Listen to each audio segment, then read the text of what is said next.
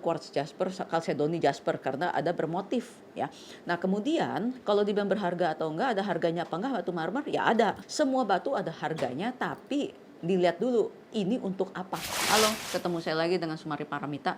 Di konten kali ini saya ada permintaan untuk membahas batu marmer. Jadi saya ingin tegaskan dulu di sini. Batu marmer itu adalah jenis dari batu quartz. Lebih tepatnya ke arah batu kayak chalcedony, ya, kayak akik gitu. Nah, jadi kegunaannya batu marmer itu apa? Ya, ke satu, bisa sebagai ornamen. Kedua, bisa untuk perhiasan. Ya, ketiga, untuk dipahat. Kalau ada yang bilang batu marmer itu berharga nggak? Saya akan bilang batu marmer itu tergantung kegunaannya. Kalau misalkan untuk marmer untuk lantai atau untuk gedung, itu kan biasa suka ada di tembok-temboknya. Nah, itu biasa menggunakan jenis yang jasper, ya, jasper. Nah, jadi quartz jasper, chalcedony jasper karena ada bermotif, ya. Nah, kemudian kalau dibilang berharga atau enggak, ada harganya apa enggak batu marmer? Ya ada. Semua batu ada harganya, tapi dilihat dulu ini untuk apa gitu. Nah, kalau untuk perhiasan pasti akan dicari dengan mutu yang lebih tinggi. Nah, ada lagi untuk misalkan diukir atau di ornamen, itu juga akan dilihat juga hasil dari ukirannya atau ornamennya. Jadi kalau dari jenis batunya sih memang sudah tahu ada harganya. Cuma harganya memang tidak setinggi seperti batu jadeite atau giok, marmer lokal atau akik lokal, ya.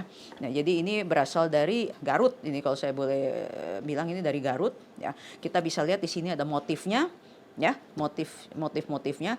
Nah, kalau misalkan kita bilang jadi semua itu berasal dari sini. Misalkan kalau misalkan kita dilihat akik gambar, kita akan melihat motifnya di mana, terus ini dilingkarin kemudian dipotong sehingga menjadi suatu motif. Kalau tidak ada motif, ini mungkin akan digunakan sebagai hiasan, atau kalau misalkan motifnya lebih kurang baik lagi, mungkin akan dijadikan sebagai ornamen di dinding atau di lantai. Kebetulan saya dikasih contoh, jadi saya ambil batu yang abu-abu ini, yang ini diukir menjadi seperti ini, ya. Jadi ini ada apa? Jenis badak, ya. Kita lihat badak. Ini dari jenis ini. Ya, ini saya dapat sampel. Cuma maaf ya, ini badaknya kebetulan jatuh sama saya, jadi udah culaknya patah.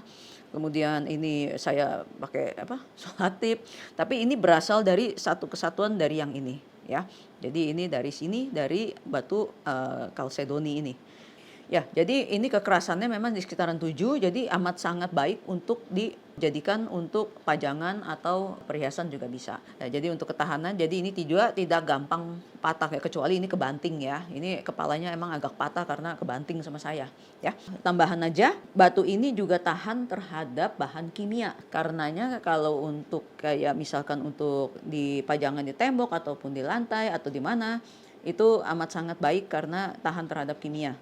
Cuma kalau untuk goresan memang ini tidak begitu tahan, apalagi digores dengan batu yang lebih keras. Halo, nama saya Faris, saya dari Jakarta, punya toko di Rawabening. Saya belajar di IGP karena saya merasa memang butuh tentang ilmu perbatuan, apalagi saya terjun di perdagangan. Saya merasa cukup terbantu, banyak ilmu pelajaran yang baru bisa saya petik, selain yang ada di pasar, ternyata ada teori-teori khusus yang bisa saya petik dari IGP ini. Dan saran untuk IGP, sukses.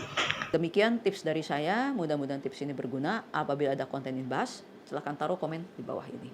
Jangan lupa subscribe, sampai jumpa.